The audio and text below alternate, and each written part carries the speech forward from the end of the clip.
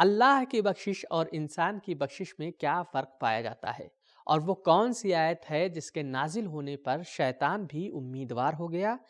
رحمت الہی کو حاصل کرنے کی کیا شرطیں پائی جاتی ہیں، جاننے کی کوشش کریں گے آج کے ایپیسوڈ میں۔ ناظرین اکرام، سلام علیکم۔ تفسیر نور کے اس قرآنی دسترخوان پر آپ تمام دوستوں کو خوش آمدید عرض کرتے ہیں۔ آج ہم سورہ مبارکہ اعراف کی مزید 2 آیتوں کے ساتھ آپ کے سامنے حاضر ہوئے ہیں۔ تو چلیے چلتے ہیں آیت نمبر 155 کی تفسیر کو جاننے کے لیے اس کی تلاوت اور ترجمے کو سنتے ہیں۔ کتاب انزلناه الیک مبارک لیدبروا آیاته ولیتذکر اولو الالباب۔ بسم اللہ الرحمن الرحیم۔ واختار موسى قومه 70 رجلا لميقاتنا فلما أخذتهم الرجفة قال رب لو شئت أهلكتهم من قبل وإياي أتهلكنا بما فعل السفهاء منا إن هي إلا فتنتك تضل بها من تشاء وتهدي من تشاء أنت ولينا فاغفر لنا وارحمنا وأنت خير الغافرين۔ ہمارے مقرر کردہ وقت پر حاضر ہونے کے لیے موسیٰ علیہ السلام نے اپنی قوم کے 70 آدمیوں کو منتخب کیا۔ پھر جب ایک سخت زلزلے نے انہیں آ پکڑا اور وہ ہلاک ہو گئے تو موسیٰ نے کہا، اے میرے پروردگار، اگر تو چاہتا تو ان سب کو پہلے ہی ہلاک کر دیتا اور مجھے بھی۔ کیا تو ایسی بات کی وجہ سے جو ہمارے چند احمقوں نے کی ہے ہم سب کو ہلاک کرتا ہے؟ یہ نہیں ہے مگر تیری طرف سے ایک آزمائش، اس کی وجہ سے تو جسے چاہتا ہے توفیق سلب کر کے گمراہی میں چھوڑ دیتا ہے اور جسے چاہتا ہے ہدایت کرتا ہے۔ تو ہی ہمارا ولی و سرپرست ہے، ہمیں بخش دے اور ہم پر رحم فرما اور تو بہترین مغفرت کرنے والا ہے۔ تو یہ تھی آیہ کریمہ کی تلاوت اور اس کا ترجمہ۔ بڑھتے ہیں آیہ کریمہ کے نکات کی جانب۔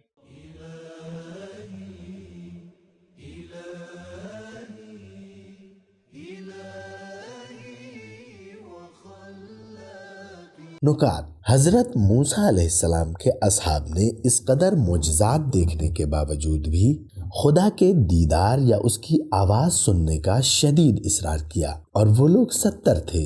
ان 70 لوگوں کو حضرت موسیٰ علیہ السلام نے 700 افراد کے درمیان میں سے چنا تھا۔ تیاری کے بعد یہ لوگ کوہ طور پر گئے اور خدا کے قہر و غضب میں مبتلا ہو گئے، لہٰذا جو معجزے دیکھ چکا ہو اسے مزید بہانے نہیں بنانا چاہیے۔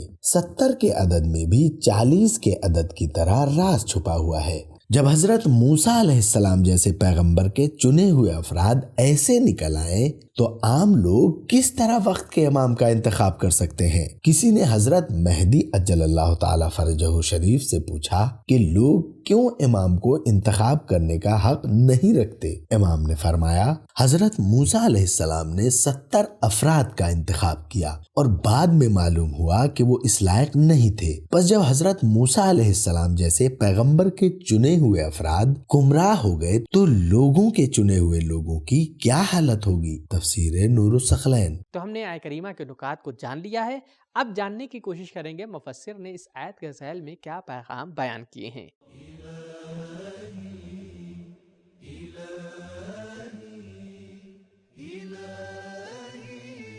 پیغام نمبر 1، اہم ذمہ داری اور بڑے اداروں کو سنبھالنے کے لیے الیکشن ہونا چاہیے۔ ایسے افراد کا انتخاب کرنا چاہیے جو باصلاحیت اور لائق ہوں۔ ہر کسی کو آگے نہیں لانا چاہیے۔ ایسے شخص کو نہیں چننا چاہیے جو ہر سطح پر آگے آنے کی کوشش کرتا ہو۔ نمبر 2، لوگوں کی بعض باتوں کو برداشت کرنے سے زیادہ آسان مر جانا ہے۔ اے کاش لوگوں کے کوہ طور پر آنے سے پہلے ہماری جان لے لیتے۔ اس بات کو تحمل کرنا مشکل ہے کہ وہ کہیں تم نے بہترین کا انتخاب کیا اور پھر انہیں قتل گاہ پر لے گئے اور انہیں نابود کر دیا، وغیرہ وغیرہ۔ نمبر 3، پیغمبر اپنے اعمال اور کردار کے لیے ظاہر کے مطابق عمل کرتے ہیں، علم غیب کے مطابق فیصلے نہیں کرتے۔ اسی وجہ سے کبھی کبھی انبیاء کے چنے ہوئے لوگ بھی نالائق ثابت ہوتے ہیں۔ نمبر 4، کبھی خدا کے قہر کی آگ اس قدر شعلہ ور ہو جاتی ہے کہ خشک و تر سب کچھ اس آگ میں راکھ ہو جاتے ہیں۔ اچھے لوگوں کو ان کی خاموشی اور بے طرف رہنے کی وجہ سے سزا ملتی ہے۔ نمبر 5، حادثہ اور بلائیں کبھی امتحان کے لیے ہوتی ہیں۔ ایسے حالات میں لوگ پہچانے جاتے ہیں اور اچھے برے ایک دوسرے سے الگ ہو جاتے ہیں۔ نمبر 6، دعا سے پہلے خداوند تعالیٰ کی حمد اور تعریف کرنا دعا کے آداب میں سے ہے۔ نمبر 7، جب تک روح گناہ کی گندگی سے پاک نہ ہو جائے خدا کی رحمت نہیں آتی۔ نمبر 8، اللہ تعالیٰ کی بخشش اور بندوں کی بخشش میں فرق ہوتا ہے، کیونکہ بندوں کی بخشش یا تو دیر سے ہوتی ہے یا احسان جتانے کے ساتھ یا پھر حقارت کا پہلو اپنے ساتھ لیے ہوتی ہے، جبکہ خدا کی بخشش ایسی نہیں ہوتی۔ تو یہ تھی آیت نمبر 155 کی تفسیر۔ بڑھتے ہیں آیت نمبر 156 کی تفسیر کی طرف اور سنتے ہیں اس کے تلاوت اور ترجمے کو۔ واكتب لنا في هذه الدنيا حسنة وفي الآخرة إنا هدنا إليك قال عذابي أصيب به من أشاء ورحمتي وسعت كل شيء فسأكتبها للذين يتقون ويؤتون الزكاة والذين هم بآياتنا يؤمنون۔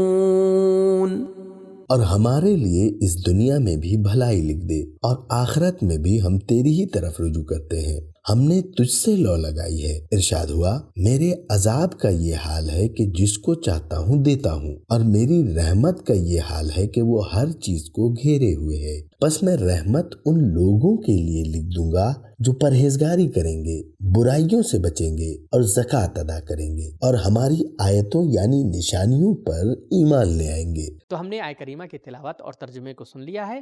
اب جاننے کی کوشش کریں گے کہ اس آیت کے ذیل میں کیا نکات بیان کیے گئے ہیں۔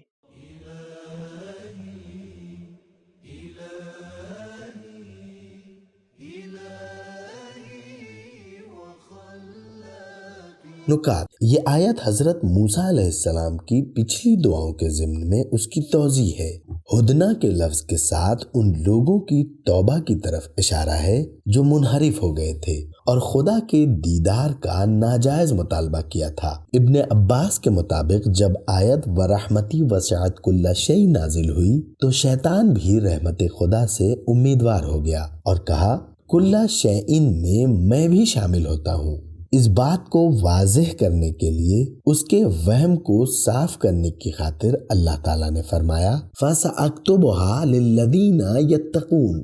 جی ہاں، اللہ کی رحمت وسیع ہے اور ہر کسی کے شامل حال ہوگی، لیکن غیر مومنین کے لیے رحمت الہی میں شامل ہونا اللہ کے فضل سے ہی ممکن ہے۔ تفسیر اثنا عشری۔ روایت میں ہے کہ ایک شخص نے نماز میں کہا اللہم ارحمنی ومحمدن ولا ترحم معنا احدا۔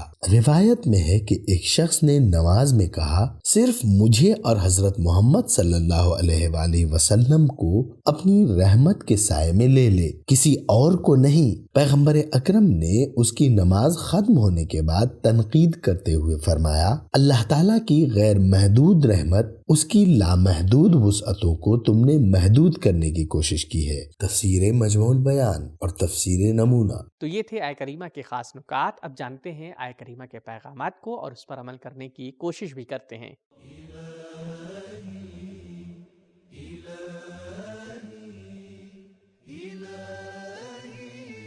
پیغام نمبر 1، بہترین قدم اور بہترین کام وہ ہے جو پائیدار اور دائمی یعنی ہمیشہ ہو۔ نمبر 2، انبیاء لوگوں کی دنیا و آخرت کی سعادت یعنی کامیابی کے خواہش مند ہیں۔ صرف دنیاوی کامیابی نہیں بلکہ وہ آخرت کی کامیابی بھی چاہتے ہیں۔ نمبر 3، بہترین دعا وہ ہے جو زیادہ لوگوں کے لیے ہو اور دنیا و آخرت کا جس میں طلب کیا گیا ہو۔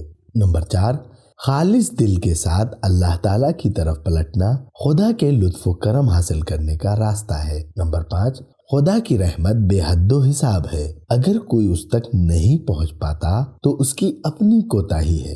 خدا کی فاعلیت میں کوئی نقص اور کمی نہیں، بلکہ یہ ہماری قابلیت میں کمی ہے جو ہم اللہ کی وسیع رحمت تک بھی نہیں پہنچ سکتے۔ نمبر 6، اللہ تعالیٰ کی رحمت تو بہت وسیع ہے لیکن اس کا عذاب ایسا نہیں ہے۔ نمبر 7، رحمت الہی اصل ہے اور اس کا عذاب عارضی یعنی وقتی ہے۔ رحمت بیان کرنے کی خاطر فعل ماضی یعنی وسعت کا لفظ استعمال کیا گیا ہے، جبکہ عذاب کو بیان کرنے کے لیے فعل مضارع یعنی اصیبو آیا ہے۔ نمبر 8، انبیاء کی دعائیں بھی اللہ تعالیٰ کے قانون اور اس کی حکمت کی چار دیواری کے اندر ہی قبول ہوتی ہے۔ نمبر 9، تقوی اور واجبات کی ادائیگی کے ساتھ خدا کی رحمت میں شامل ہونا کنفرم ہے، لیکن گناہ اور نافرمانی کی حالت میں عذاب حتمی نہیں ہے کیونکہ توبہ و استغفار کے ذریعے مغفرت ممکن ہے۔ نمبر 10، خدا کی رحمت بے انتہا اور لامحدود ہے، لیکن اس سے فائدہ اٹھانے کی شرط یہ ہے کہ تقوی یعنی خدا کا خوف اختیار کیا جائے، زکوٰۃ ادا ہو اور ایمان باقی رکھا جائے۔ اس بنا پر اگر کوئی زکوٰۃ ادا نہیں کرتا اور متقی نہیں ہے تو وہ رحمت الہی سے محروم ہے اور عذاب الہی کے خطرے میں ہے۔ نمبر 11، یہودیوں کی شریعت میں بھی زکوٰۃ کا حکم تھا۔ نمبر 12، جو چیز الطاف الہی کے حصول کا ذریعہ ہے وہ باز نہیں بلکہ خدا کی تمام نشانیوں پر ایمان لانا ہے۔ تو ناظرین، آج کے ایپیسوڈ میں ہمیں یہ معلوم ہوا کہ انسانوں کی بخشش میں دیر ہوتی ہے، احسان کا جتانا ہوتا ہے، لوگوں کو ذلیل اور رسوا کرنا ہوتا ہے، لیکن الہی بخشش میں یہ چیزیں نہیں پائی جاتی ہیں۔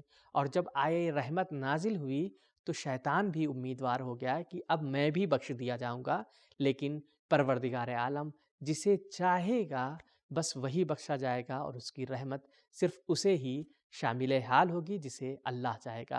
تو اس رمضان سبیل قرآن کے ساتھ قرآن پڑھیں بھی اور قرآن سمجھیں بھی۔ ملتے ہیں اگلے ایپیسوڈ میں، تب تک کے لیے شکریہ، خدا حافظ۔ سبیل قرآن، قرآنی سماج کی پہچان۔